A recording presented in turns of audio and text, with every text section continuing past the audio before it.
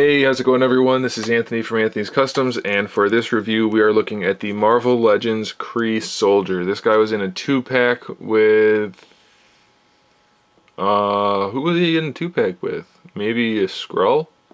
I think he was in a 2-pack with the Skrull, so look for that if that's what you're looking for. Pretty cool figure, and also a pretty crappy figure at the same time. They did some things that are very nice and some things that are not so nice. He stands about 6.5 inches tall, including the mohawk. So he's a little bit petite, not too petite, but a little bit. They did some shading on the green parts, so that's really good. You can see this kind of cowl thing here, shaded very nicely. Looks good.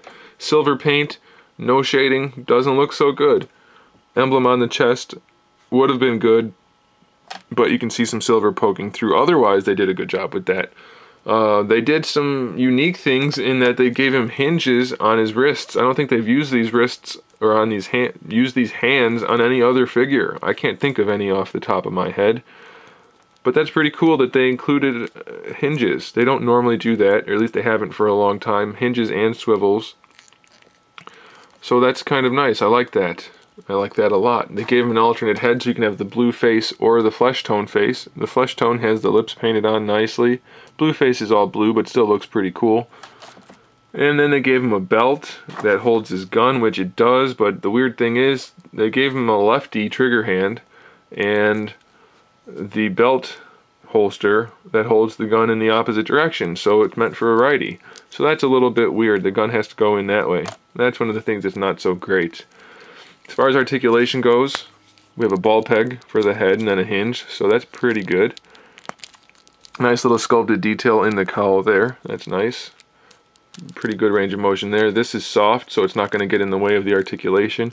We do have a butterfly joint. This is on that body that I don't care for so much because it's real blocky looking, but it's actually pretty well used on this figure. The butterfly joint works nicely. Standard, nicely articulated ball hinge shoulder. Bicep swivel, double jointed elbow, new sculpt for the gloves. They're not just painted on, so that's good. Already talked about the hinge there. This hand is just a fist, but still hinged, so that's nice. Ab crunch works really well on this figure. We have a waist twist. Belt doesn't want to stay belted. I know that's not really a word that fits this sentence, but that's what I'm going to use. But there is shading on it, so it's kind of alright. There's shading on that green there. Hips are wide joints, but you can still get decent range of motion out of them using the thigh swivel, so that's okay.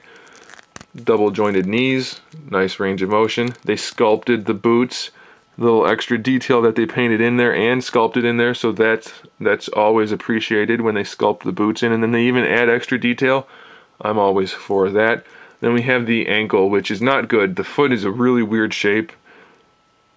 Doesn't look very good at all. We do have the hinge and a swivel, no ankle rocker, and then it is that weird shape. So there are some good things in this figure and some bad things.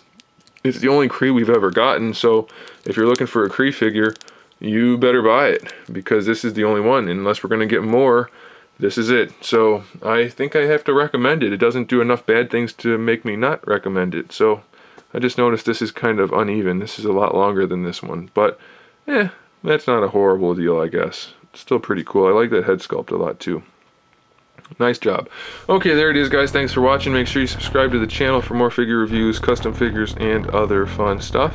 And in the meantime, keep collecting.